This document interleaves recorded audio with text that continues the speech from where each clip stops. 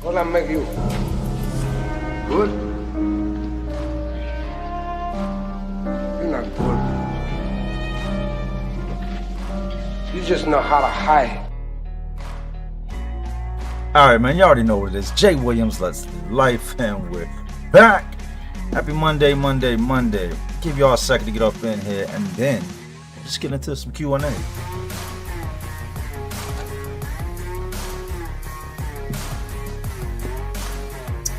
A lot of people at work right now. Shout out to all y'all. Bully Williams with the first one tapping in today. Big salute to you, man.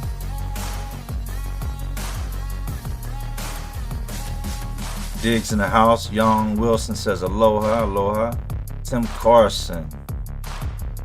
Wash my drawers, TX. Sound Q by the foot. My guy Ronnie in the house. Devontae, I don't know how to say last name, we can go Devontae, Big A. There's a lot of people in here. Supernova, Gertrude Wilkinson, Ruben, Stay Awake T. What's up, my guy? Adam Chewy, DBDG, Bill P, Stacy, RJA got off early today. That's what's up. Ryan Tracy, finally made it live at work. Good deal. Last morning, Jay. Morning. Randy West, checking it from Arkansas. Guadalupe, what up, Jay? Seen that picture of the inmate that makes blow up dolls in the cell? I've seen it. I haven't seen that. I've seen other parts made.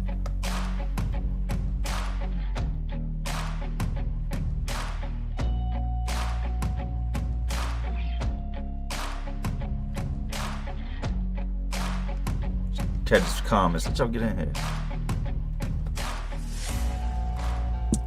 Said I'm at work. Can you possibly turn the volume up a little bit? Let me move a couple things.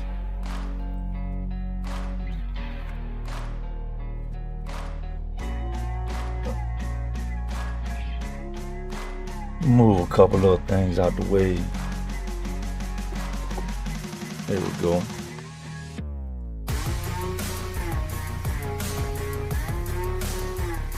Telltale said, what's the name of your theme song? I get that a lot. It was actually... part of it was taken from Naruto, but there's no name for it. You can't go get it. It's mine. It's made for the channel. I did have the full version years and years ago, but then when I made the the opening, the intro, I used that clip, and somewhere along the line, the rest, like the whole thing got lost. So that's what we have.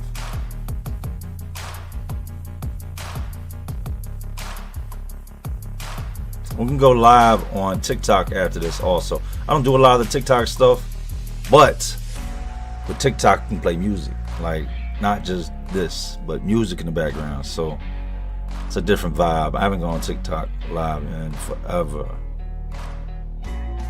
Nate to everyone, Daddy said, how you doing today, Jay? I'm good. I'm blessed, man. It's Monday. It is Monday. Ready to get the week started. I was going to make a video earlier, and so my son had strep all last week. The whole week he had strep. Then my little girl, she starts not feeling so good Tuesday. So she was out of school all week. Well, this morning now she's got bumps in her throat. So she's going to the doctor today at 1 something. My wife's taking her. So these kids. Young Wilson says aloha, bro. Hey, big salute and thank you, man.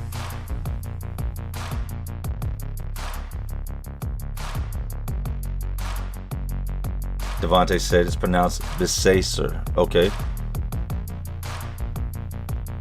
Big salute, Diggs. Thank you.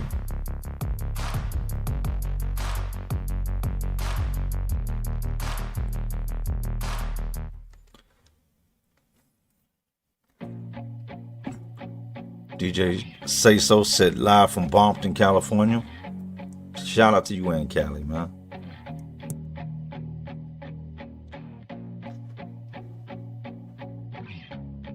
He said turn it up.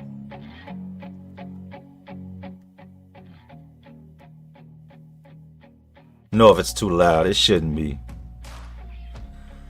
Jolie Gawker said, is Bella okay? Yeah, she's great, man. I think she has strep. So she has a doctor's appointment here shortly. She starts cheerleading Thursday, and my son's back to playing basketball Thursday. Did I go back to construction? No, I'm done with construction. This is what I do full time.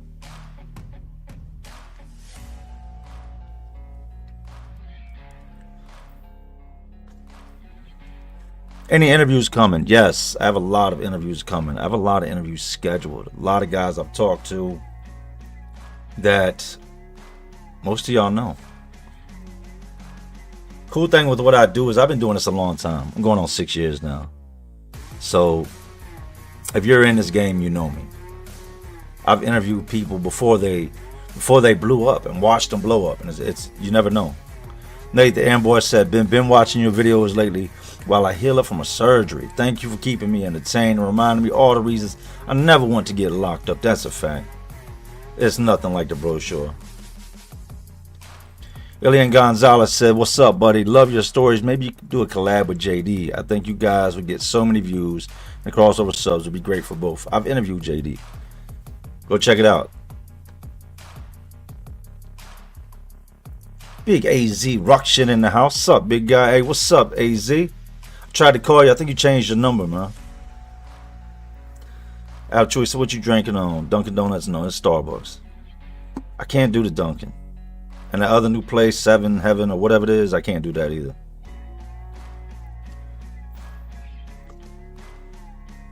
When's the next video dropping? Tomorrow. Supposed to drop today, but due to the fact of sick children, have to be in the house. You can't just run out and just... I record from the car. That's why all this is being set up.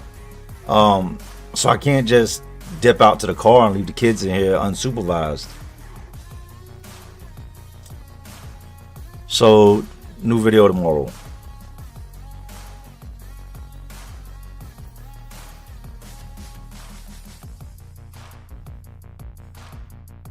Jolly said I wasn't sure because I can't watch your videos in order. Just type in Jay Williams, JD Delay. That's all you got to do. Control HQ said, my wife and I watch every day. Big salute to y'all, man. Thank you. DJ Say So. Since the tablets came to the pen, did the letters slow down? Yes. Mail is... I don't know if you've been locked up. Mail call was a big thing. When they used to call mail, like the guard would go to a table or she go cell to cell, whatever it may be. That was a big thing. They'd come in and they'd have stacks. I've seen them tote like boxes in with mail. Now they come in and the number one thing that gets passed out is like money slips, request forms, not mail. Nobody's writing. You do all your writing on the tablets. If you want to, nobody's going to put a letter in the mail when they could just jump on the computer or their phone real quick, type a message and send it to you instantly. And it comes through like in a, I guess like an email type thing, but the prison oversees it. So if it's, they'll shoot your letter down, they'll shoot pictures down for any little reason, but nah, you don't see much mail at all. Killian Titan, I recently got into flying RC planes. It made me think of a story you told of the guy flying airplanes outside the prison in the prison. You idiot.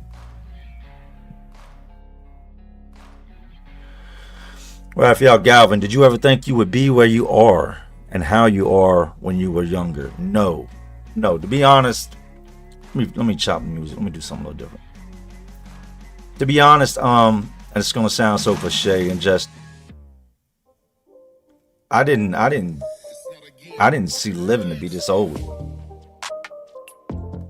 It really wasn't in the cards, man. Not with the life I was living. But now, I think once I got out of prison, I pretty much saw myself being in a position better than I'd ever been. I just had so much drive and ambition, and I still do. But when I was young, nah, man, I didn't see me making it out the streets, to be honest. I knew that if I made it out the streets, I could do something good with life. But I didn't really have any interest in that, to be honest. Young and dumb. Where do you get, are you not entertained? Gladiator. And there's a reason I say that. And thank y'all. Thank everybody that tapped in today. Remember in Gladiator when they were talking and he said, win the people and you win your freedom, right? Win the people and you win your freedom. So he went out there and he did what he had to do. He put on for the crowd. Just a whole entire spectacle. Showed off in the ring. That's kind of what I wanted to do coming into YouTube. Win the people. Win the people, you win your freedom. Are you not entertained? It's facts.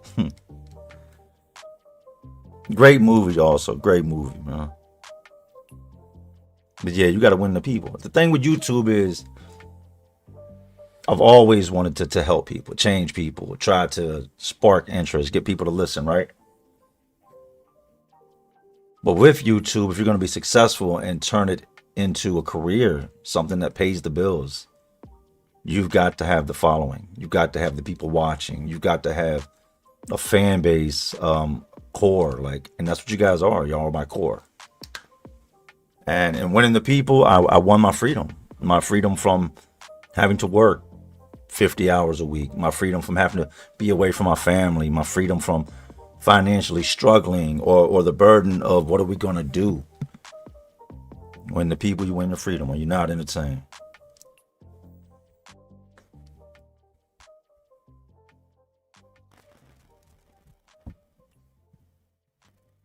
Obi the Big 11 said, yo, Jay, you kept me out of jail this weekend. I was about to do something I regret and heard your words. Thank you, brother. Hey, thank you. Thank you for listening. Trust me, whatever it wasn't worth it. Here it is Monday. You got through it and you're not locked up trying to get bond. You're not going in front of a judge this morning. Big grub mud in the house, man. Hope all is well, bro. Glad you've been in that algo tough. Absolutely. Thank you, man.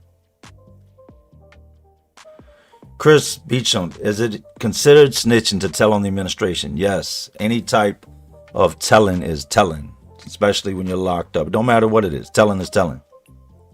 The way guys look at it, telling him, you tell on me. You get your ass beat by the guard, you got to wear it. Guard spits in your face, you got to wear it. If you ain't gonna do nothing, shut up. Nobody care what you got to say. So yes, telling's telling. Big Zebby in the house, man. Y'all make sure y'all go subscribe to Zebby. What's good, my guy? We legal in VA? Yes. Yeah, that's a crazy name you got, homeboy. Yeah, hold on 1 second.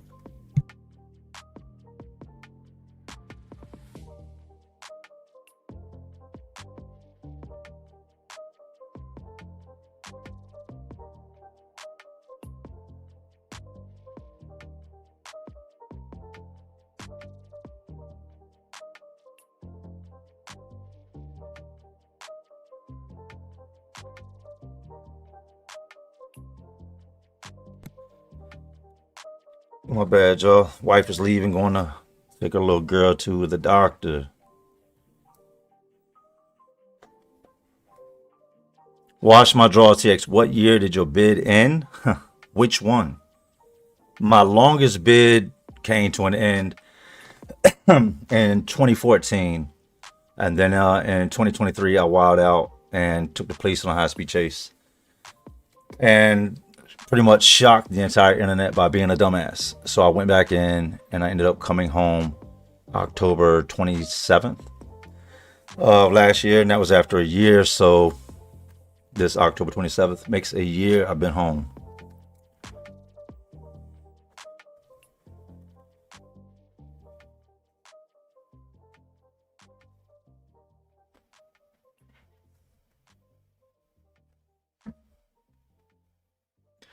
Gerard said, how do you cash app in lockdown? There's no phones, right? Well, there's phones. Don't get it twisted. There's phones.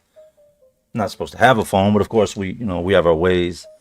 But it's simple. You tell the person, look, you're going to contact your people, your girl, whoever it is that sends your cash apps for you, whoever you're about to trick or ask for, whatever, and have them send it to this cash app. Once they tell you it's done, you go get on the phone and say, hey, check the cash app. And your girl, whoever it is, receives Cash App.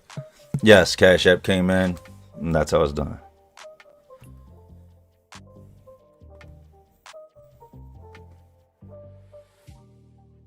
And shout out to Banky Pound, man. It's his birthday today. Big Banky, man. Shout out to him. 33 years in prison. AK817 said, I spent 3 in TDC. I would love to hop on your show and do an interview about Texas prison since I hit 5 different units. You can either hit me at jletslivelife@gmail.com. All one straight word, no apostrophes, none of that. jletslivelife@gmail.com. And just put interview.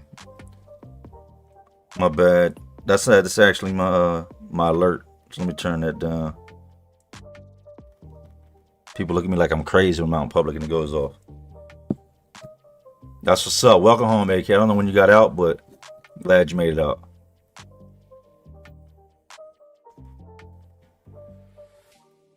G-Tad TV said, Jay, It's always good to see you healthy and free, bro. You were the first channel I started watching from the prison genre. Philly in the building. Ain't much love. 215 all day. Shout out to you and Philly.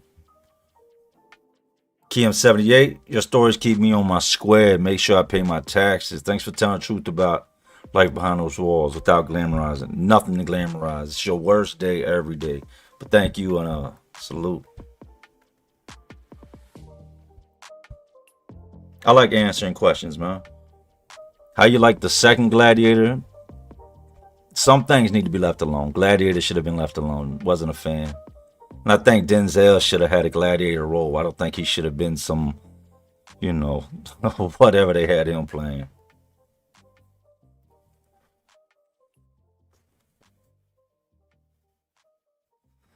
Chill Till I Die said if they had cameras back then like they do now, I'd probably be doing a life sentence. Facts. On some stupid crap I did as shorty. I'm blessed to have left that BS behind. Look, this go round, I can't tell you how many guys. I can think of 2, 3 guys right off top that were convicted on serious offenses just for having their phone in their pocket. I'm talking not much evidence at all, but this being in your pocket puts you at the scene of crime, especially Apple products. Apple products are everybody I talk to.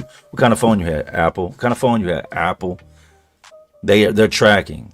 So nobody sees you. You tell nobody, but you come up as a suspect, right? The next thing they do is they get your phone records and it puts you there. And then they asked you, were you ever there? No, I ain't been around there in a while. And your phone puts you exactly at that location and you're hit. Now they got you lying. They got you at the crime scene. They've got your entire everywhere you went that day mapped out and you're hit. So yeah, and not only that, the cameras are everywhere.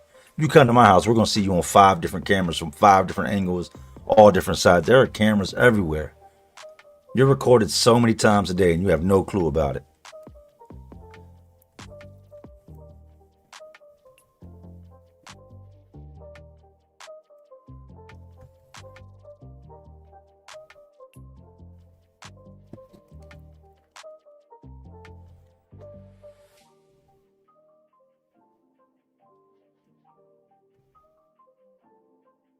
Patriotic too, but did you ever open up that tow and mechanic shop? No, they would not give me the license I needed here in the state of VA. No, I couldn't own a tow truck company because of my felons. Like, I guess they were like, with all those felonies, no, we ain't about to let you just be taking people's cars. So no, so I bought so much stuff to put into it, right? In the midst of trying to get this license, under the pretense I could get the license. And then when I couldn't, I said, all right.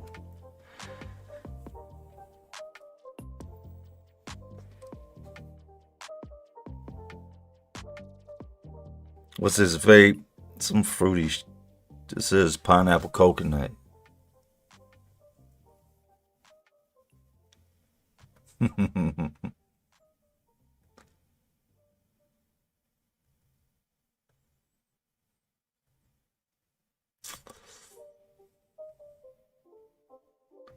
Scroll in the comments.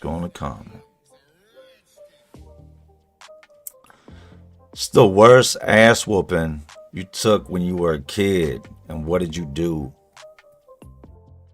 I had a mouth. I was a small kid, and like a lot of small kids, I was just mouthy. And I had to have been like, I think I was like 7 or 8. And where we lived at the front of the neighborhood, there was like, I'm trying to figure out. It was 4 posts, a roof, and a picnic table at the front of the neighborhood, right? Off on the side. And that's where we used to catch the bus at. And I was one of those kids, if you wanted to joke, I've got a great imagination. I'll crack on you, have everybody laughing at you. So kids get to joking, I get to joking with them.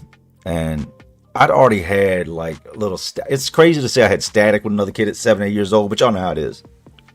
And this is the 80s, you know, where kids were a little more advanced at 7 or 8 than they are now. We were a little tougher. So I get to run in my mouth with these kids, and I really don't kick it with them. I'm new in the neighborhood, but they started it. In my defense, they started running their mouth. They were saying things about my backpack, this and that. And so I get them all laughing at this one kid. He wants to talk shit, so I go in on him, right? Just start busting on him. Everybody starts laughing. Next thing I know, I get punched. Boom! His older brother punched me from the side. Then the younger brother jumps in. Then their friends jump in. And I had left something at home that morning. Shout out to my mom, man. She's always been there. And so I tried to fight. I'm not going to say I was rumbling these kids. I was like 7 or 8 years old. I was getting my ass kicked. I was honestly trying to get away. You know what I mean? It was just too many kids. And they got me on the ground. It's gravel. They're kicking me and punching me. And I just remember hearing the sweetest sound you could ever hear. I hear gravel sliding. And my mom drove this truck back then, right? It was one of my dad's trucks. And I heard that truck coming. And I heard that truck door, like that truck sliding gravel and that truck door shut. And mom hopped out and kids scattered. Like she was legitimately going to run children over. I know that sounds crazy, but you pull up and there's a small army of children on top of your kid. Like it's them being kids goes out the window. You know, you're going to start swinging them like chihuahuas. But yeah, they messed me up decent, man. They messed me up decent. I took worse ones from my dad, but you know, we're not going to get into those, man. Just that was a pretty bad ass whooping, to take. I know I'm talking about you had high schoolers, middle schoolers, and elementary all at the same bus stop. So everybody's like, shit, let's just kick the little kid. Did we ever get the story of your brother, Almighty Zeus? No, I was actually waiting on somebody to contact me with more details about his death. Shout out to Joe, man. Rest in peace.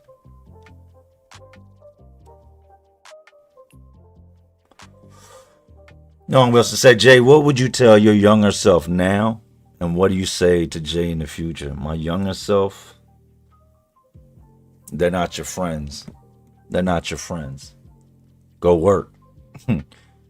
and what do you say to Jay in the future? We made it.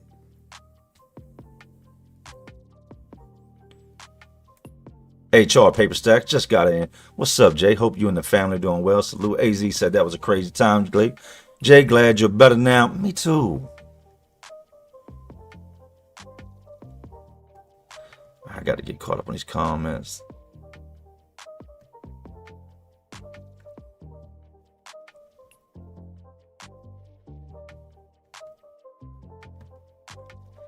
$230 people checking in on a Monday.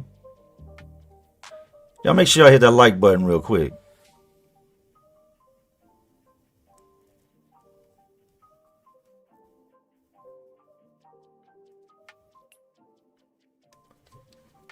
Sam Smith said, Jay, have you ever been locked up with someone famous, even if it was just someone known locally or someone who was in the news for their crime, had a target on their back? Sam McCroskey.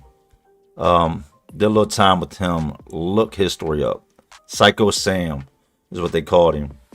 From the crimes happened in Farmville, Virginia. Psycho Sam was a nut. When I mean he was a nut. He was into the horrorcore rap, right? Similar to the Juggalo type feel, you know what I mean? Just that type of music. Started dating this girl online. Goes to her house. He's from another state. And she decides to go to some horrorcore concert that lasted a couple days, right? And he was an up and coming, inspiring horrorcore rapper. So the parents take these girls and drop them off, her and her friend. He gets in the house and waits. And he gets a maul. You know what a maul is? You split wood with it. One side's sharp and the other's a wedge. And he hides. And the parents come in and bong, bong, takes them both out with the maul, right? Hides their bodies. It's a crazy ass story. You got to go look it up. Psycho Sam McCroskey. The two girls come back. Same thing. Takes them out with the maul. And this is a short, chubby, red-haired kid. Seeing him in prison was like, you knew he had been somebody's female at some point. He was not built for that environment. But he's just one. He's just one of many people. The DC Sniper, I didn't do time with him, but I definitely watched him take his last glance at the sky. We were on the record when they brought him in, and they let him off the back of the little, it's like a little van type deal with all the windows. And he gets off and he stands there just staring at the sky. And that would be the last time that he did that, because he went on in the back of death row. And the next time I seen him, I was watching out the cell window and I just seen him push the stretcher out, and that would be him underneath the blanket.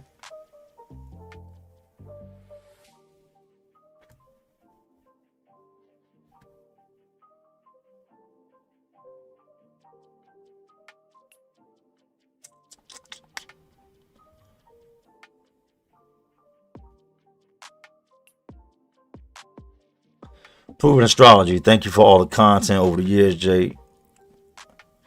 Are there any prison reform organizations that you support or recommend that your followers support? I've been out of that loop for a minute now. I've been lifing, if that makes sense, just dealing with everything that life's got to throw at you, but not off the top of my head, nah. And before you support something like that, you really got to look into it, man, because a lot of people are just in it for the money.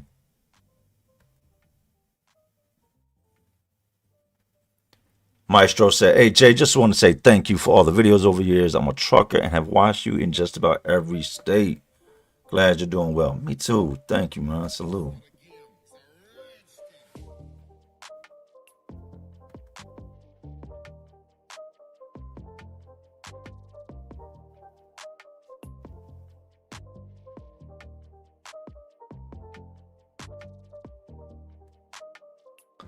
Was there a time you thought you were for sure going to die, and how did it affect you? Yeah, absolutely. A couple different times. I got into it. Now, I've told this story. I'll be glad when Jacob Aquino gets out, right? It's my guy. But we got into a situation with these Crip dudes one time where it was no talking. It was strictly knife play, and it was just me and him. And we knew that, all right, the whole thing is, I got to go to chow. And that's what these dudes are saying. Like, we're going to see you at chow. That's when everything's supposed to pop off. Now, I've got one or two options. These are the only options I've got. Go and deal with it, or don't go, check in, and that's not an option, right?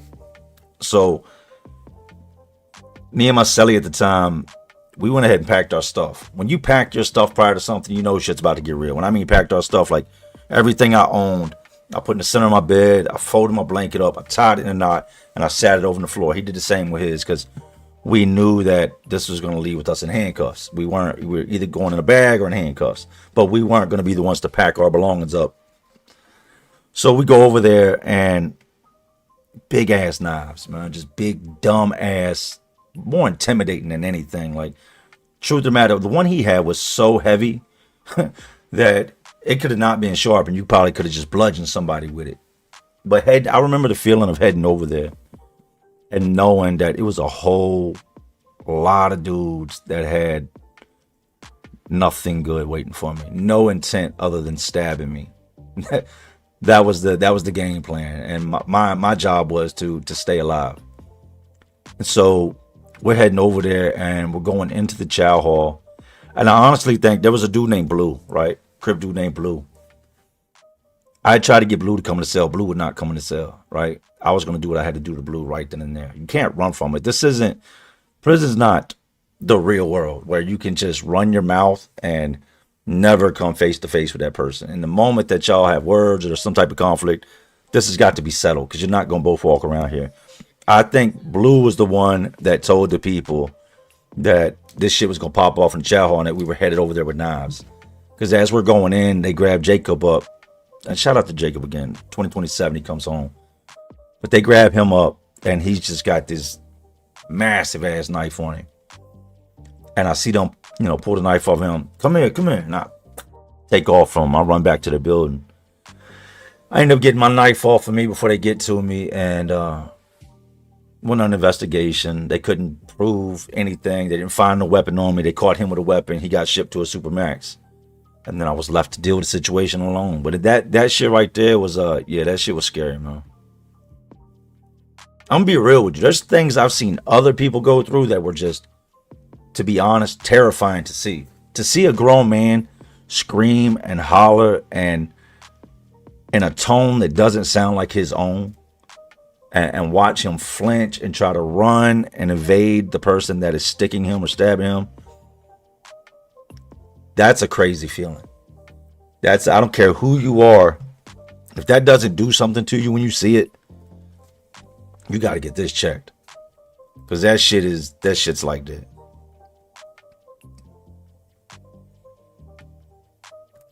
Did you get a DUI when you ran this last time? No.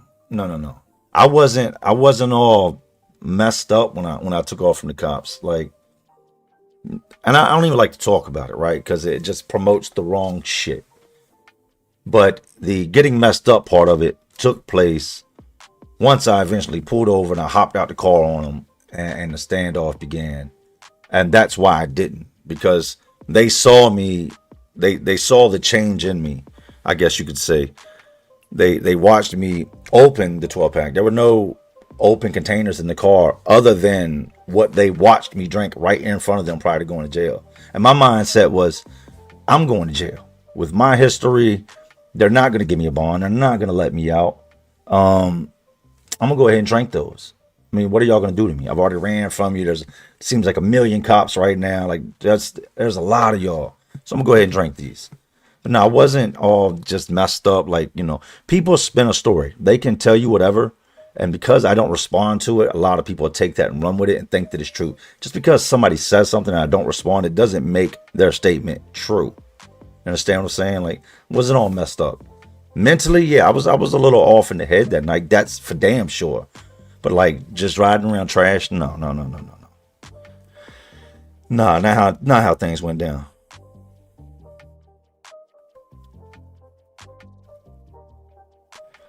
Officer Cucumber, you ever think you're gonna run out of stories? Here's the thing with storytelling and the art of storytelling that people don't understand. Every single day, I wouldn't say every day, but most days of your life, there's some type of a story. People just don't know how to tell it. In the act of just telling, a 5-minute story, there's so much more to it. Like, where were you? What you saw, smell, sights, things along your route. There's so much that goes into storytelling that stories constantly create themselves. What I do like doing is I like reacting. I like making content. And I think I'll do great with the true crime. That's what if you see behind me, I'm still waiting on stuff to come in. I've got a huge wraparound sectional that goes like literally around this back wall here that's white that I'm waiting on to come in. I've got other stuff that I'm waiting on to go on the wall. I've got all these horror pictures and all my horror decor. It's all put up. I'm not going back with that. I'm going more with the true crime podcast look, aesthetically pleasing. So, I mean, prison stories, I'm sure at some point, yeah. But if you've got a good memory and you can rack your brain, it shouldn't be that hard. And then there's the top 5s, top 10s, top 3s. There's so much you can do with it if you think outside the box.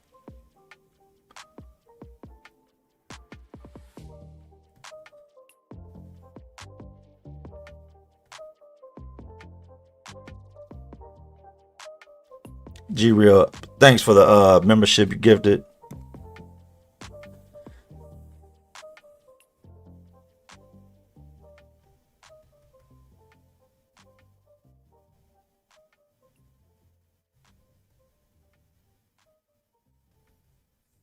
Gotta catch up on these comments.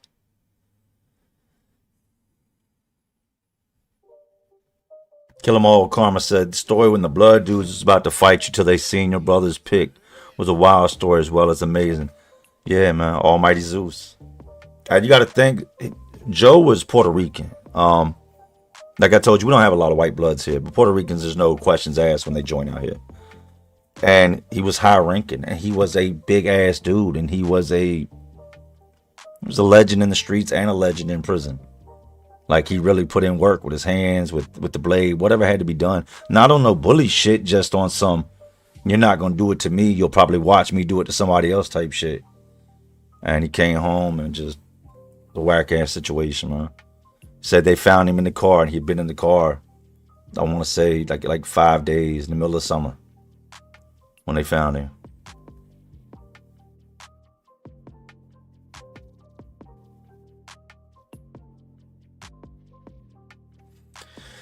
Patriotic too, but how many years do they tack on for knife? They're not tacking on years. They're going to tack on stress. They're going to send you somewhere that's your ass going to be so far up in the mountains. They got to pump the sunshine in. Facts, man. They're going to put you up there with those rednecks and them hillbillies that are going to beat your ass and disrespect you and just, just them good old boys. The ones, the ones, man. Just, And they're going to take all your good time. So say you had a year and a half left of good time, right? That you were supposed to go home. Well, you're going to fast forward a year and a half and you're going to max out. But the worst part of getting caught with a knife or something like that for sure is going to them Supermaxes and being 23-1 status. You're not going to have a lot of stories coming up out of a 23-1 because you're not going to have a lot of interaction with other inmates.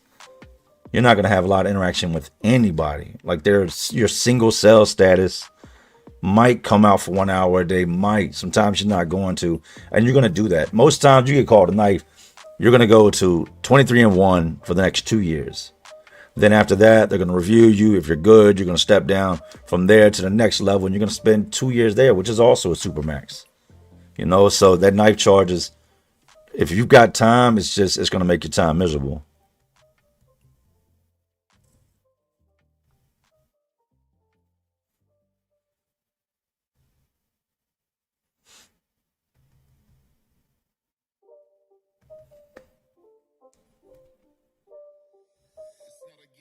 Radio was a wild story. That's a fact.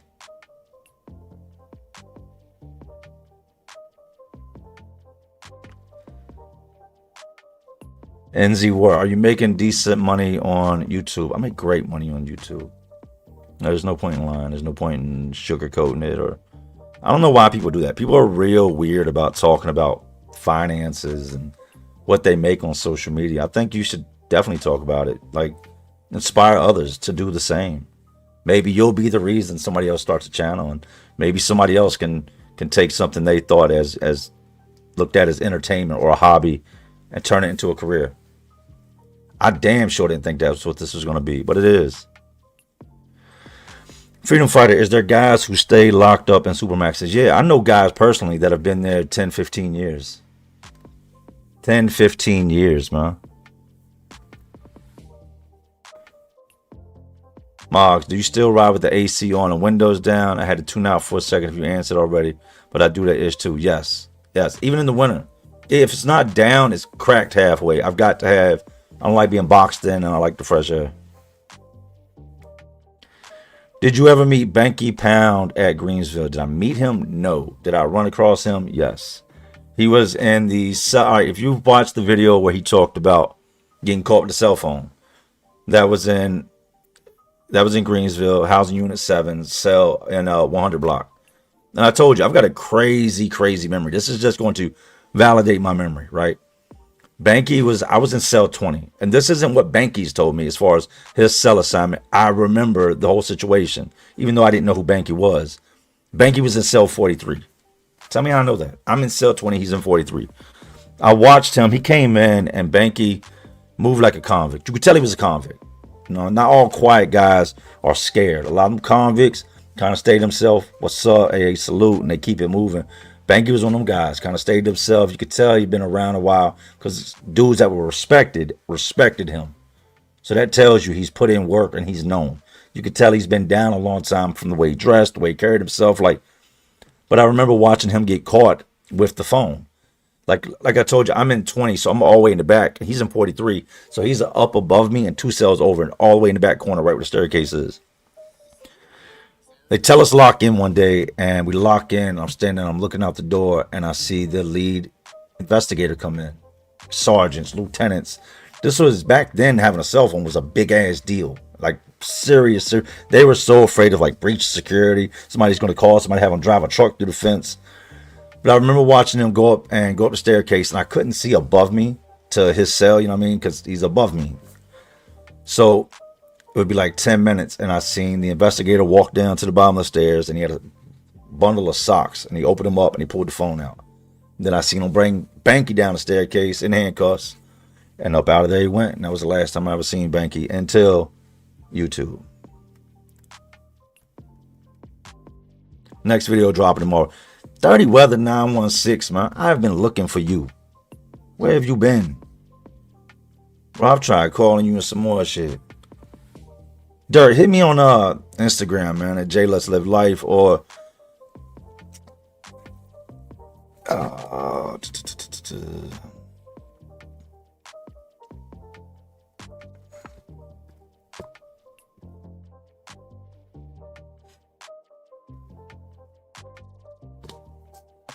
and at Gmail at J Let's Live Life. That's my guy, man. I've been trying to find you, Dirt.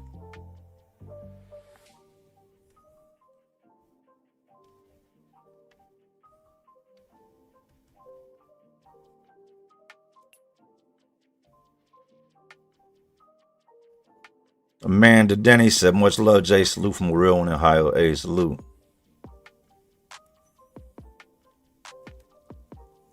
Christopher Linton, Jay, do you like butt sex? Yeah, but only with your mom. She's not a big fan.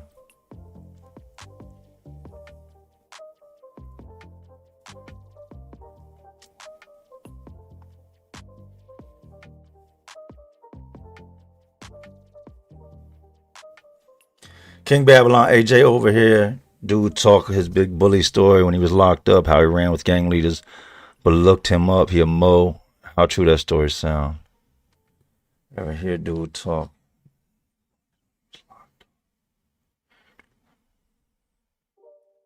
Yeah, it can happen. I've seen sex offenders come out, get found out. Seen it more than once. The Wells family, Jay, you and Bill Feasy should do a collab. Y'all prison stories. I love watching videos. I've collabed with Bill Feasy. Type in Jay Williams, Bill Feasy. It's my guy. Big C Bill. He.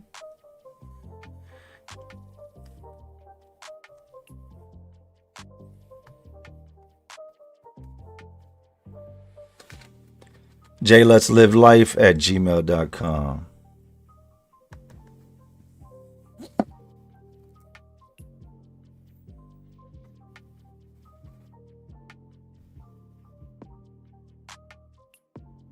Yeah, there's some weird people. Salute from Arkansas. Ever messed with a female CO? No. I've come close. There was one female I was talking to way back in the day. And this is so stupid if you've seen the video. There was a dude on the other side, like in the pod next door, she was talking to as well, right? And I can't see who she talks to in that chuckhole. She's in one booth. There's a chuckhole on both sides, a pod on both sides. This dude, I don't know if she was calling him on his cell phone or he was calling to the prison and saying patch him through to her. But they come across these phone calls from her and an inmate that she's making while she's in the control booth. True story now, listen. So they go back and they start watching the cameras to see who is at that control booth the most, because whoever that guy is that's always at the control booth is going to be the guy that's on the cell phone, that's in that pod, that's got the phone. So they start watching the cameras. Now, we had made plans. Don't get it twisted. We were supposed to do this and do that. Everything was set up for when I was going to come out the cell. She's going to get me out. They intercept these phone calls. They start watching the videotapes and they see this dude on the other side and they see me. They pull us both out, lock us both up, put us both under investigation. So yeah, that messed the whole groove up.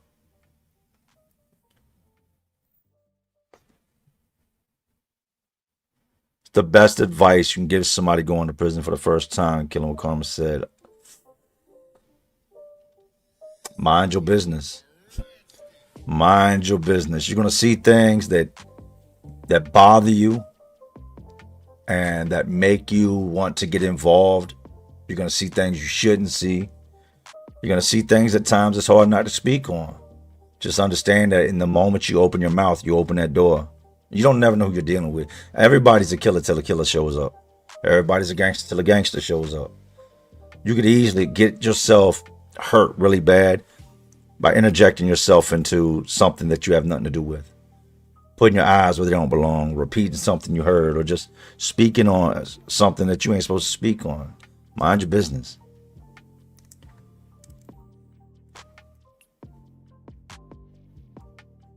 Y'all hit them likes real quick. Run them likes up, man. Run them likes up. I can't see. I don't even want to go look and see how many likes we got. Somebody tell me the likes we got. Y'all run the likes up.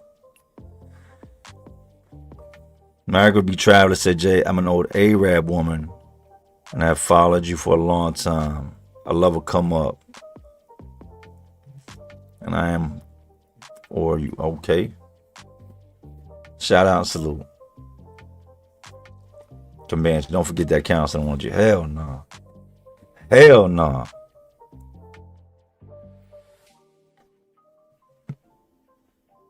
And she was so busted. Oh, disrespect. But she She was, to be going into an all men environment, right?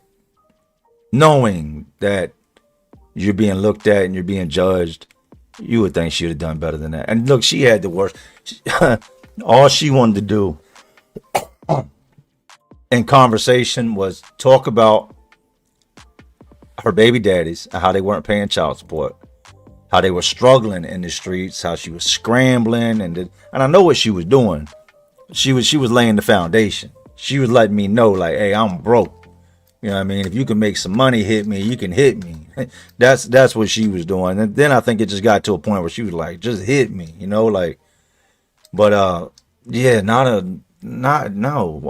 who gave her a job? She damn sure ended up giving it up too. And I'm like, so it's free. Last time somebody gave you something for free. 20 years, Jody said, Jay, when you have one of the best channels all around the board. Hey, salute that.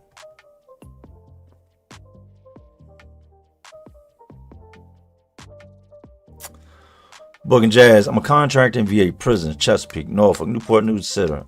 Man, it's interesting. It always is on the outside looking in.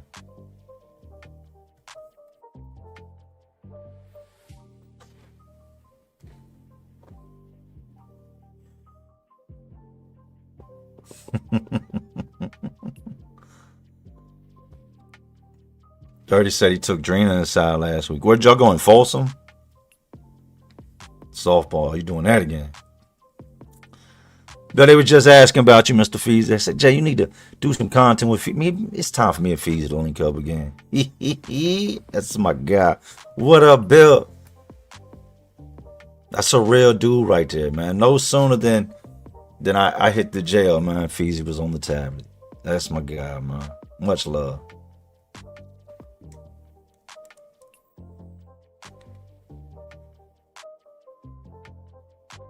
Parent clap back, Jay. Been with you a long time. To watch your evolution through success has been a beautiful thing. Thank you. And just evolution as a human. A lot of what y'all seen is just growth as a man, growth as a human. All right, Bill, hit me up a little bit later, man. They want to see it. I told him me and Bill done linked up. We're gonna start doing more together. That is generally my guy. He's one of them dudes. Me and Feezy talk. I don't even think we talk about YouTube. I don't think we really ever have. We just talk about life, man. King Babylon, play one of your videos. Round fam from Richmond told me you ain't lying. Richmond was wild when he was there. Richmond is still wild.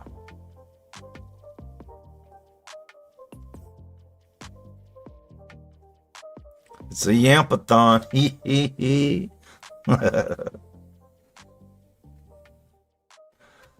Let's swap the music up, man. It's time to get on my nerves.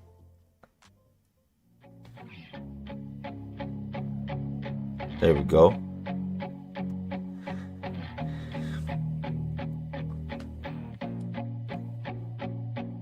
What the Feezy? I'm glad when the furniture comes in. The room's so empty. And it don't look like it. This is a big ass room. It just don't look like it.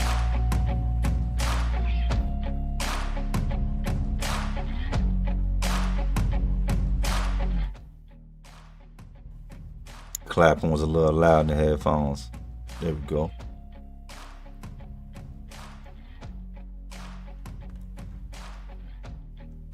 Kill 'em all, karma. So when in doubt, lock in a sock. You better be careful. Don't let them get it from you. I've seen dudes get their weapons taken and used on them by guys that didn't have weapons. So when you swing it, the thing with the lock in a sock, when you swing it, if you do what you're supposed to with that first one, you pretty much got it from there. But if you don't connect solid with that first one and really ring somebody's bell, I've seen dudes swing them and lose them. I've seen one come out of a sock. I've seen one pop off of a belt. I've seen a lot of shit. But you better do it and do it right. And the scary thing, the average human thinks about something like this, right? The average human doesn't just bash another human in the head. They don't, because you're afraid of, like, damn, what if I hit him too hard? What if I crack his skull? What if he falls down and don't get up? You got to kind of let that mentality go. If y'all have taken it to the point that you got to crack somebody's head with a lock, you better swing and forget that that's a head. Swing like you're swinging at a tree.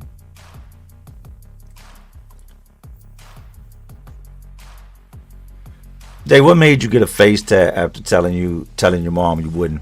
I made that agreement with her when I was locked up. I think her biggest fear was that my face tats were going to reflect incarceration, which a lot of guys' face tats look like they done it while incarcerated. Mine doesn't.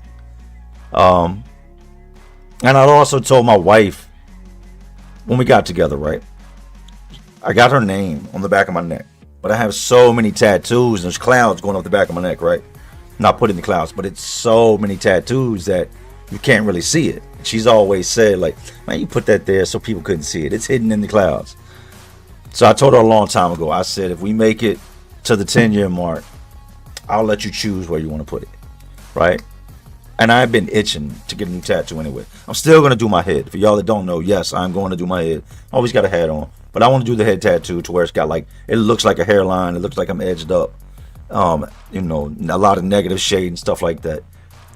But for our 10-year, when we hit our 10-year, and y'all didn't know, but my anniversary, my 10-year anniversary is November 1st. That was a couple years back. Actually, this will be my 11th year anniversary this November 1st, a couple weeks.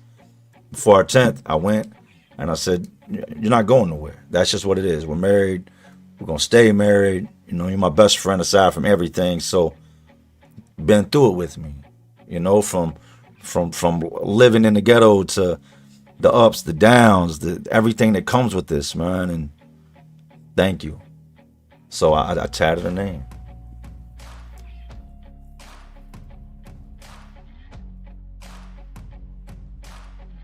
And they would say, y'all's thumbs broke? Run up them likes. Run them likes up.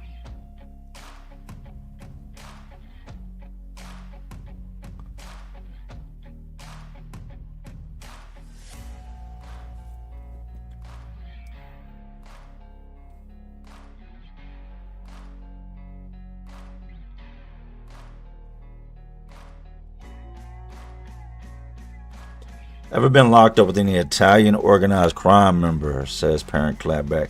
No, they send those guys to the feds. If you're organized crime in general, those are usually RICO cases. Stuff like that is picked up by the feds, and you're going to find yourself in the feds. State crimes are when you, as a single individual, has committed a state within your crime that doesn't break federal laws. Most of them guys had all types of federal laws broken.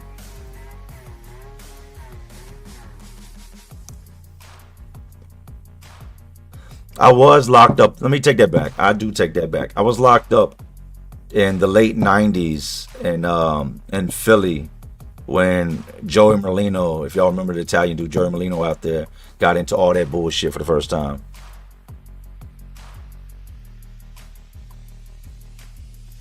Devontae said, heard you say you have a DTS, currently riding mine while listening to this. Yes, I have the DTS Platinum with the sunroof. I love it. I love it. Always been a Cadillac fan. We rode by the other day, was it yesterday, and was looking at one of the new Escalades. Like the Escalade, like the more compact one. All blacked out. So, debating that. There's been I'm all over the place when it comes to vehicles. I was looking at a Land Rover, and after looking at the reviews on it, I deaded that, didn't want that year, that model. So now I don't know. But yeah, always been a LAC fan. My first car when I got out was an 03 Cadillac DeVille. Loved it. And I got that car, that's crazy. I got out in 2014, and I think I was out 90 days when I got the first car. That car kept me pulled over. I mean, I'm talking about, I couldn't go nowhere. If it wasn't the tent getting me pulled over, it was just the overall look of the car. You know, it's all black, windows blacked out, big black rims on it. It just screamed, pull me over. So I ended up getting rid of it. Complex 8000, did you ever run into those police again that let you go after you beat the man with the window pole? I don't think so. But so much happened in that time. There's no telling. I don't remember running into those officers. And y'all talking about Troy McMahon, for y'all that don't know. My homeboy Frog, you'll see Frog in here sometimes in the comment section. Frog was with me for that situation when that whole thing took place. It was me and Frog that actually pulled the dude out the window. There was the pole laying outside, trash cans. And the girl, it was a girl named Kat that we were hanging out with. We were young, man. And the dude had taken advantage of her. And as soon as daylight broke, she broke up out of there and came to my house. And that was it. Threw the Timbs on, down the block we go. We punished dude, man. We did dude dirty. And the cops pulled up to arrest us. She started crying. They started talking to her. She told them why we did what we did. And that's when the human side of the officer surfaced. Like, we were legitimately going to jail. Like, we tried malicious wounding to the 10th power. Dude was busted. Like, we smashed dude bad, left him in a pool of blood. And once they talked to her and they seen the pain and her telling them, this guy did this, this, and this to me last night against my will, they turned us around and took the cuffs off, man. Those are the type of cops we need. Jay, is federal prison worse than state prison? I don't know. I know we had a saying, right? When dudes would come in with all types of shit, like he's strapped like the feds, or this is sweet like the feds. But I think prison's bad in general. I think you have more freedom in the feds. I think you can do more in the feds. I know that there's certain things you can get in the feds you can't get in state prison. If I had to choose, I've been to state prison, right? And it wasn't Snow Country Club. I don't know. You know, I can't speak on something I haven't been through.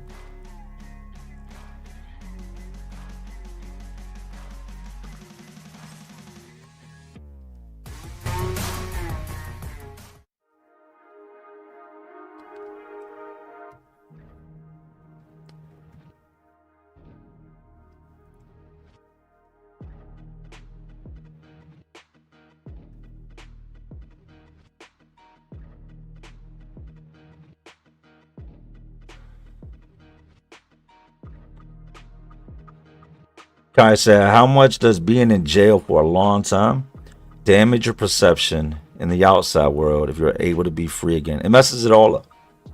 It messes it all up. I remember there's a lot of things you don't do when you're locked up, right? Space is another big thing people don't talk about. Like, you don't be all up on somebody. Like, general rule is I should be able to put my arm out and not touch you, right? And just being too close to somebody can just spark something off like that. You know, because it goes without being said, you don't crowd somebody. And I remember being out and me and my wife going to the grocery store. You know how people are with their shopping carts, and you got one person putting stuff on the counter, and there's another person. They put the little divider on the counter and start putting their stuff up there. So we're at Food Line, and my wife's doing that. I remember my heartbeat just elevated, right? Because she was all up on this lady in front of her. And I can't really say all up on her, but she was in arm's reach, which is a no-no. Those moments like that in prison, they transfer her out here into the world. We're even having words. I'm not good. If y'all notice, I don't argue. I'm not an arguer. I'm not going to do it on social media. I'm not going to do it in face-to-face. Like, if we got a problem, then it's understood. Let's do it. You know, like that's where I'm at with it in general. Is we're not going to talk about it. Talk and get you punched in the face. Talking to get you knocked out while your mouth is running. If you got an issue, deal with it. So that was hard to transfer as well, as that mindset. I've been like that since a young age. It's just what I was taught. You know, even in my household, there was no arguing. It was just either it was good or bad. It was either a good day or a bad day. So yeah, it's prison definitely. It opens your eyes up to how shitty people can be, and horrible, man. There are guys in there that have done things that Netflix documentaries couldn't even capture. Have old Ed Gein going,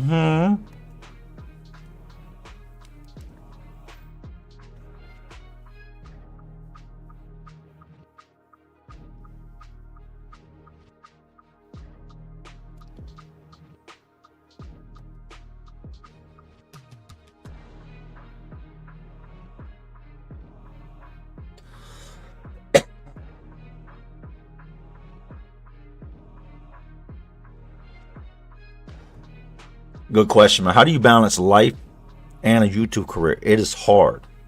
It is hard. I don't want anyone to ever think that when I'm not doing videos or something that it's anything other than what it is. It's life. It's being a father of an 8-year-old and a 6-year-old that's about to turn 7. It's being a husband. It's just having everything I have to do around here as a man.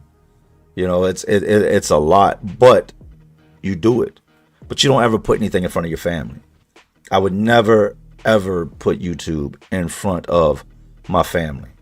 Because in that, it's that, you know, I know how to make my money. I know what I got to do to make my money. So there's no sense. You know, if I had to go dumb hard with it for a month straight, then I would sit them down and talk with them, let them know, look, daddy's going to be busy for the next month. I got to get this.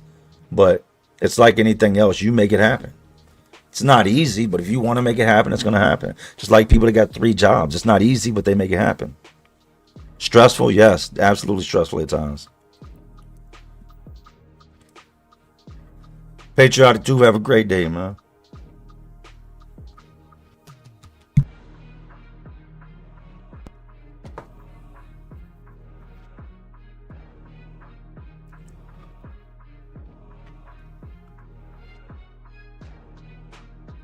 John Anderson, were you on paper? I'm still on papers.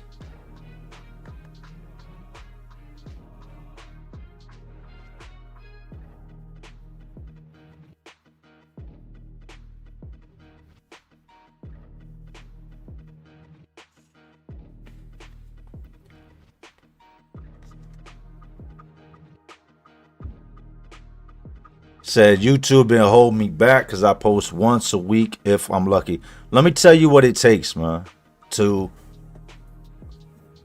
really be good at this. First of all, it's got to be something you're good at. You can get on here, and if you don't like your videos, this is what I've come to learn. If I don't like a video, then it's not going to perform well. If it doesn't sit up to my standards, then I know that others probably aren't going to like it either, right? But when I came onto YouTube, I made it my mission to just post, right? Let's see if I can see without these glasses for a little bit. You have got to treat this like a job. When I first came in, I was doing sometimes 5-6 videos a week, just pumping it. I was new to it. It was exciting. It was something I truly enjoyed. I had the time for it. I was a company owner. I was on the job sites all day. So I could get my guys started, right? And then I could fall back and make videos. That's why I have workers. I didn't have all those guys working so that I had to go do all the work. No, I hired them because I needed the help. And it also allowed me to do what I needed to do as a boss. So I'd handle the construction side of things at work and then slide off, and I'd have hours here and there to make videos, right? So that worked for me. With the algorithm, you've got to put the content out and to the point that the algorithm can't deny seeing you. Once the algorithm's like, damn, this dude's always here. He's dropping, 25, 30 videos a month. They're going to start pumping you. They're going to start pushing you. I remember having one person in a live stream.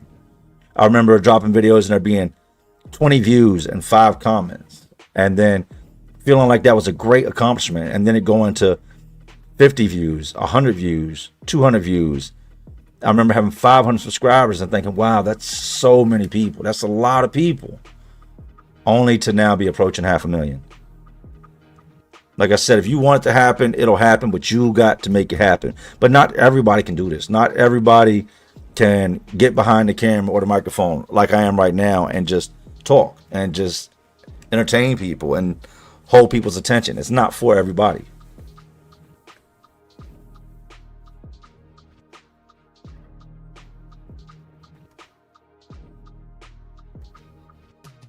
Make the algo sick of me. I'm set on it. That's what you got to do.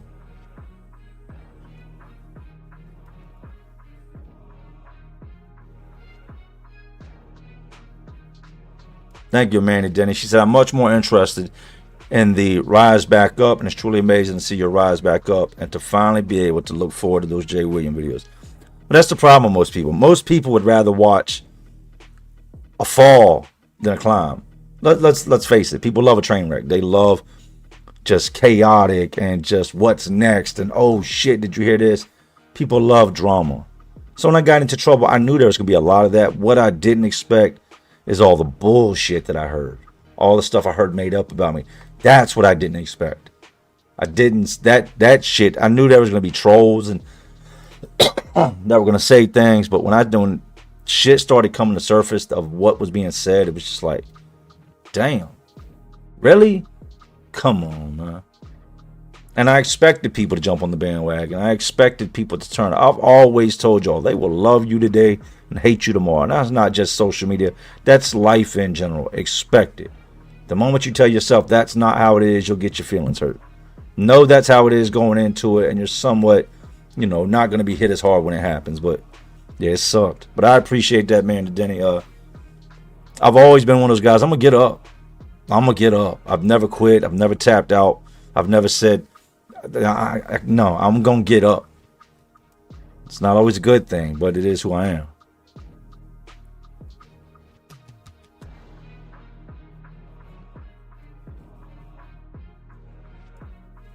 Sarah Torbe said, you are a natural storyteller. 5 minutes sat in the chair is enough for us to tune in. I get in a sense. I should do 3-hour radio slots a week. Hard. I like to do radio. I've talked about that too. I like to do radio. I think I'd be good with radio.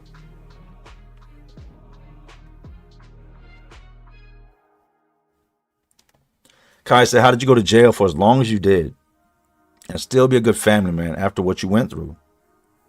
Did you need therapy? Was your mental state okay after being incarcerated? I knew what I wanted to do, right? Prior to coming out. And I did it. Let me turn the music down some. I did it. I had to see my oldest son, right? Like really go through it. Really, really go through not having me. I seen the effect it had on him. And I always told him. There was times I didn't know if I was going to make it out right. But I used to tell him, I said, if I make it up out of here, I'm going to make this up to you. You deserve to have a dad. All kids deserve to have a dad. So I kind of set into motion what I wanted to do and what I was going to do prior to coming home. And I did that. For y'all don't know, I after 10 years of being gone, my son was with me within 6 months of me getting out. I got a house. I did everything I needed to do. Right after I got my son, my nephew at the time, his parents were just going through it, man. They were out there, right? They were caught up in the mix. So my nephew comes to live with me too. They're both like the same age at the time. You got to think, I left when my son was in diapers. I came back, he had a mustache. True story. So now I've got these two kids, these preteens living with me, right? And I didn't know how to be a dad, but I knew what not to do as a dad, if that makes sense. My father showed me this ain't what you do to be a dad. This is some piece of shit activity right here. So in him doing everything wrong you could do, then I know all I could do is the opposite of what he did. And just because of how shitty he was as a dad, it always made me say, when I have kids, I'm not going to be like that. I'm never going to put my hands on my kids. I don't believe that I have to beat on my kids for them to hear where I'm coming from. You get me? Like, I want them to respect me, not fear me. And I just did it. I just made it happen. I put my kids first. That's where a lot of guys mess up, is they get selfish after getting out, and they feel like they've missed so much, and they start going back to the things that were no good for them to begin with. I've told you it's crazy. The people that'll support you will be your mom, your dad, your brothers, your sisters, your aunts. And these are the people that truly care about you. They love you. They come see you. They answer the phone. Let's face it, it's usually family or a female sending you money while you're locked up, right? Guys will make all these promises, come out of prison, and run straight past the people that were there for them the entire time. The ones that really, really loved them, that held them down, get put to the back burner. They put them to the back burner and run straight towards the people that didn't give a shit about them. Dudes want to get back to the block and show everybody, look, I'm home again. But nobody on the block ever wrote you, picked up the phone, and sent you $1. And I've done it. I'm guilty of it. I've done it. But when I came out after 10 years, I said, no, I'm obviously not good at being a street dude because my ass stays locked up. So I can't be a good criminal. If I'm locked up every other month, I'm not good at this, right? And in my mind, I always felt like being locked up just came with it. It's part of the game, right? Like when you buy a car, you know you can get a flat tire. When you're a criminal, you know you're going to jail. So I just kind of always accepted it, but at the same time, thought that I was smarter than the police. Well, coming out after 10 years, it was like, I'm not running with these dudes no more, man. This time I didn't go back to the block. This time I went to my kid. This time, you know, full-time employment. This time, no hustling. This time, married. And then the beautiful thing is, after having my son for several years, in 2017, I had my youngest, my little boy. So I got to do what I never got to do with my first son. My oldest son was still with me at the time, right? And him and his brother are close, to say the least. But I felt like being a good dad. I don't feel like it could have fixed my childhood, but to me, it just kind of brought some good out of it, if that makes sense, man. Back to the comments.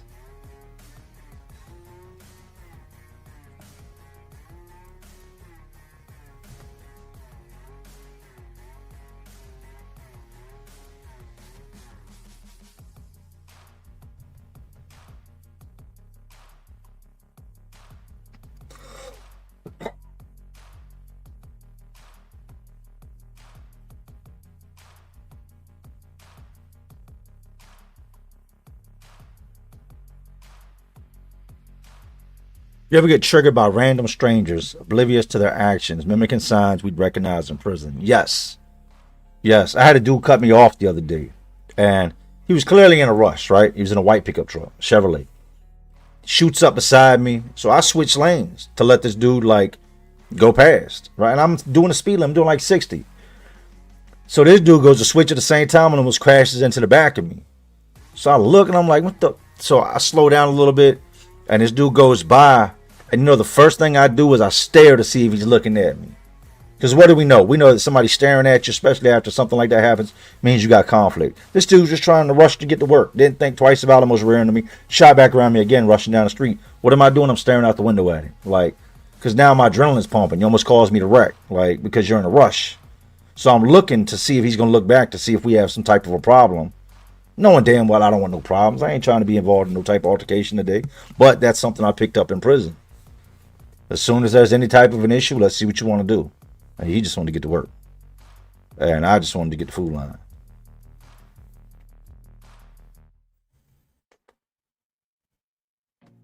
Bo Stewart said, your story is proof that good things can come from bad experiences, bro. Much love, my friend. Hey, thank you. And that's a fact. Reverend Melvin Hammond said, hating happens when love and jealousy cross paths. Damn. Keep an eye on the haters and keep pushing positivity. You're a true inspiration. Salute. Thank you, Rev. Any updates from I'm a Little Bunny, says Janet. No, y'all talking about Hobbs. That was by far, and that was at the beginning of my bid. Hobbs was like a giant lumberjack. And the stories he used to tell in the hole were so just crazy. I remember him telling everybody he had the micro eggplant. He had the Vienna sausage. Said he had a stub. You told everybody when they asked about it, they was asking him. Mind you, this is a big ass burly man. Big burly man with mental issues. And I remember guys trying to talk to him like, oh, you a big ass dude. It don't even make sense for you to be gay. You don't belong top, bottom, none, like whatever y'all got going on. Right? But I remember dudes talking to him and him telling another guy that he had a micro. If y'all know what a micro is, he had that 1-inch quitter, right? And to hear something like that, like you can be small, but ain't nobody ever like. I didn't think they passed those things out to grown-ups. And that day that he was running around on his little I'm a Little Bunny escapade with that damn toilet bowl brush where it shouldn't have been, he let it all hang out. He let it all hang out, and it was like something you never seen. It was like a pinky toe peeking out of a bush. like the man, like the man had a holy moly, like it was a mole down there, and that was his whole reason for what he told everybody. He said that he was gay because he could not please a woman. He said that it was physically impossible. Said he couldn't even really get into where he needed to get into because no matter what he pushed, there just wasn't enough there to get there. So, yeah. Oh, Hobbs, man.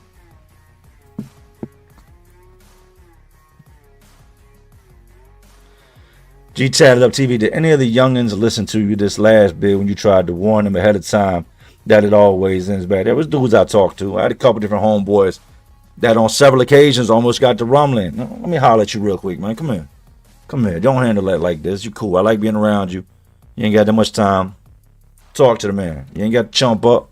Come to an understanding. If he ain't trying to hear you, then you rumble.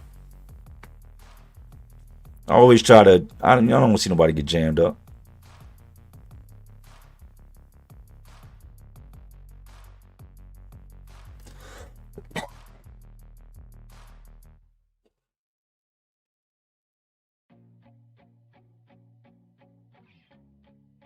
Real life outdoors, you have lost an extreme amount of weight in over a year.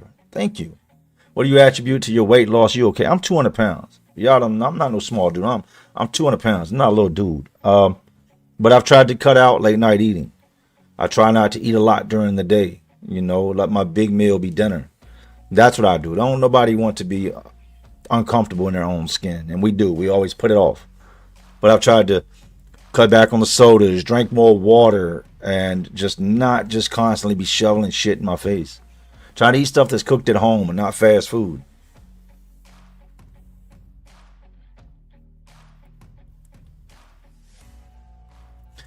Is it possible for an inmate to just mind his own business and never get tested in jail?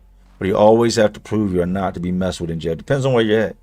Some places they're going to check you as soon as you come in, and you're going to have to get into it. Some places, maybe not. But what will happen is the longer you stay locked up, the higher risk you have of getting yourself into some shit. I've met some of the most chill dudes in the world that'll tell you I had to snap out or this and that. The bottom line is there's some very, very ignorant people locked up. Lots and lots of just stupid ass men locked up. And you're either going to be somebody that gets tested and don't do nothing, that gets disrespected and don't do nothing, or you're going to get busy. And that's what I tell dudes. That now, I did 40 years and I never got in a single fight. You let people carry you. I don't care what you say. There were times when you knew goddamn well you should have dug in his mouth. Excuse me, Lord. There were times when somebody did something to you and everybody else looked at you like, what are you going to do? And you didn't do nothing. If you've been in there for a while, more than likely you're going to come across a situation where you can come home and say, no, I didn't get to fighting. But the facts of the matter is you should have. Should have got to fighting, but didn't, and never got into a fight are two different things.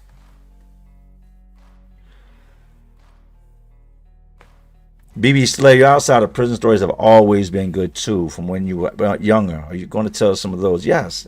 I had a crazy life outside of prison. I didn't get sent away so many times because I was just being a choir boy in the streets. I had a crazy life. I ran with a crazy circle of dudes, man. That sadly enough, the majority of them they're no longer here. Majority of my clique, the dudes I came up with, are now dead. You know, I've been out of prison, say about 2-3 years. And I had a guy working for me one time, and I started asking about people I hadn't seen in a long time. And hey, he's dead. Oh, she died. Oh, him too. And then it would be, there's still times where I'll think I'll see somebody, and I'll look and I go to say something and realize that that can't be them because that person's dead. Crazy life, man.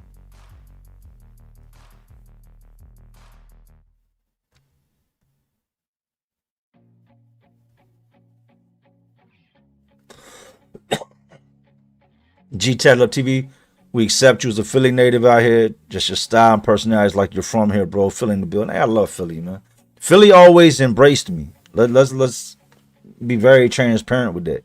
Anytime I ever went to Philly, I was embraced. And it's not like we was out southwest, 68th, like Elmwood Ave, that area. Like we was really out there. Dudes always embraced me. I don't know if they thought, I could see it. Because everybody seems to think that they know what a state is about, or that if you come from a certain place, it means your country, you're this and that. It is 2025. And at the time, the first time I went to Philly was back in the 90s, mid 90s. Now, from the moment I got there, I just fit in. The same thing they were doing there, mobbing up and down, going through the city, into this, into that. That's the shit I was into. But yeah, much love to Philly, man.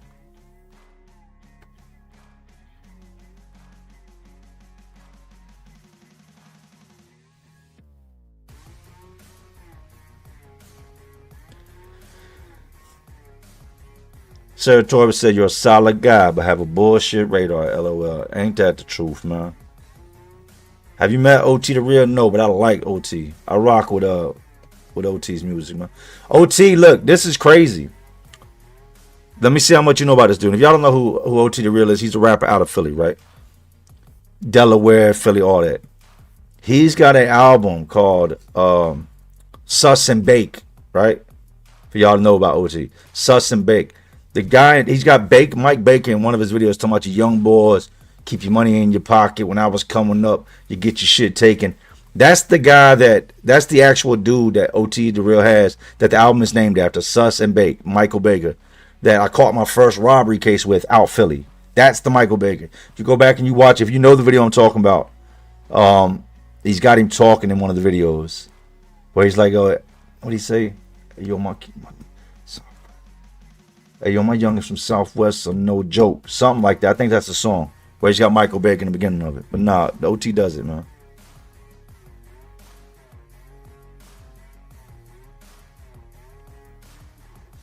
Shoot new number on Instagram. Yup. Yeah, Dirty. Let me check you out.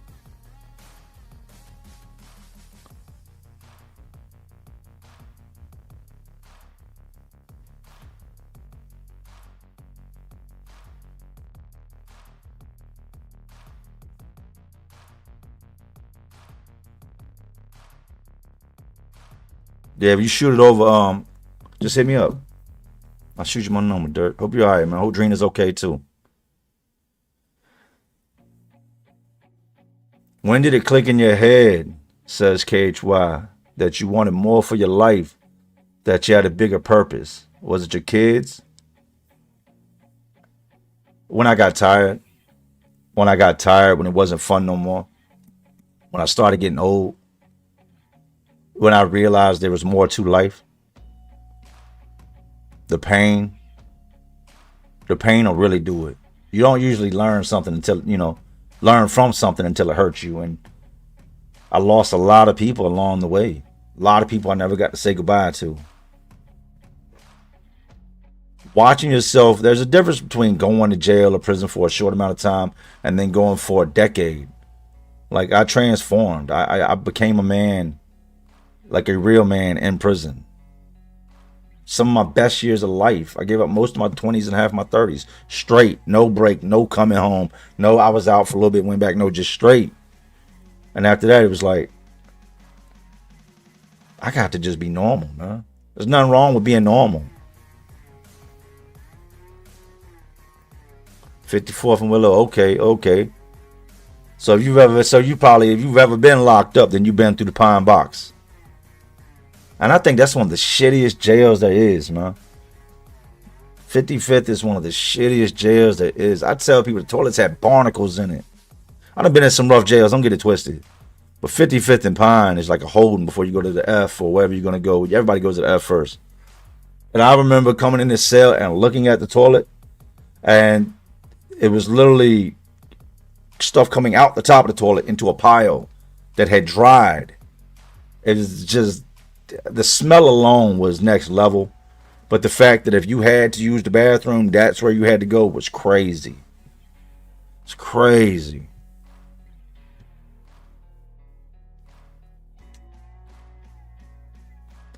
Do you intend to restart your construction business or just chilling for now? If I had to, I could.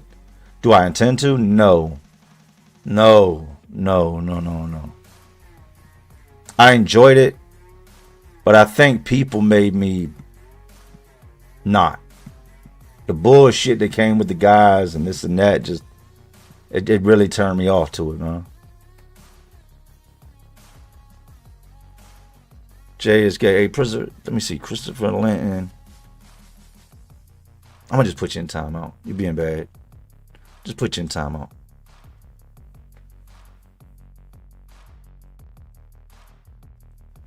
How's Mark Ezell doing? Mark is locked up. He's doing all right, but he's locked up.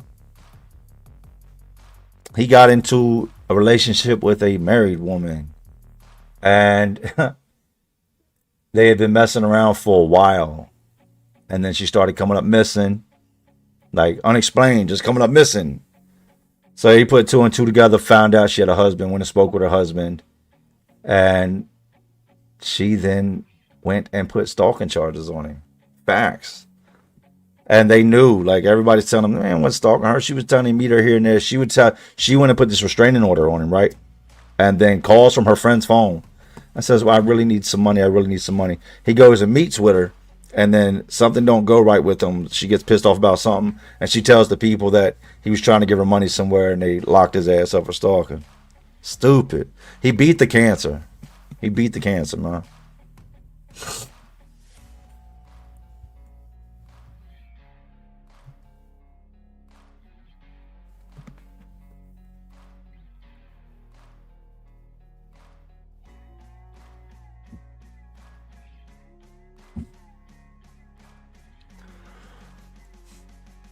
Yeah, he gets out the 26th of this month.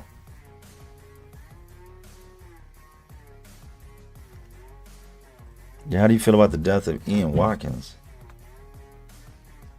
Hold on a second.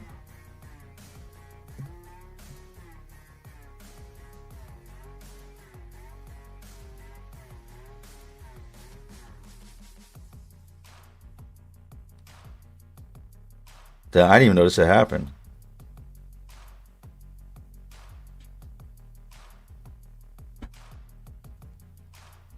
Pedophile rock star.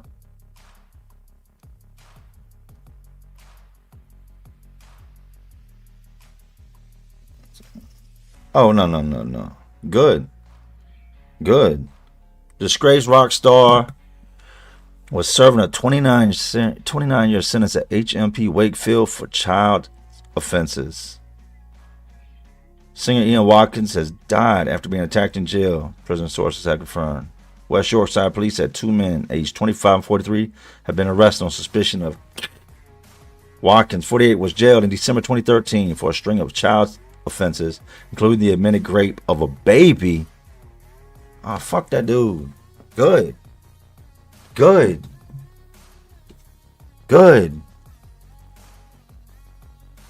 Wow.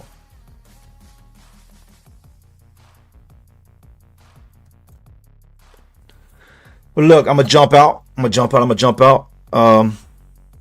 with my wife, see if she's gonna pick her son up or if she's going to come home. She still got to go to work. She's currently at the doctor with our little girl, so what I'm gonna do is I'm gonna run over, take a couple minute break, and then I'm gonna go live on TikTok. If you have not already, go to my comments, go to my post from earlier that post for this video, and I put the link to my TikTok. Go to TikTok. Anybody that follows, if you want, I'll follow you back. All you got to say during the live is follow, and I'll follow you back. And over there, we can play music. I ain't got to just listen to instrumentals that I download and put together for StreamYard. So that's what it is. Thank you, everybody, for tapping in. See you over at TikTok. And if not, I'll see you tomorrow when I drop the next video. But anyways, these jails, these prisons, these streets are all just crazy worlds inside of an already crazy world we live in. And as always, y'all know what I'm doing. Just trying to keep y'all entertained. Oh, you're not entertained? I hate doing that all close to the microphone like that. And like always, to all the real ones, and there are some real ones watching, but y'all still watching me. And y'all know how we do. Salute, and I'm gone. What I make you? Good? You're not good. You just know how to hide.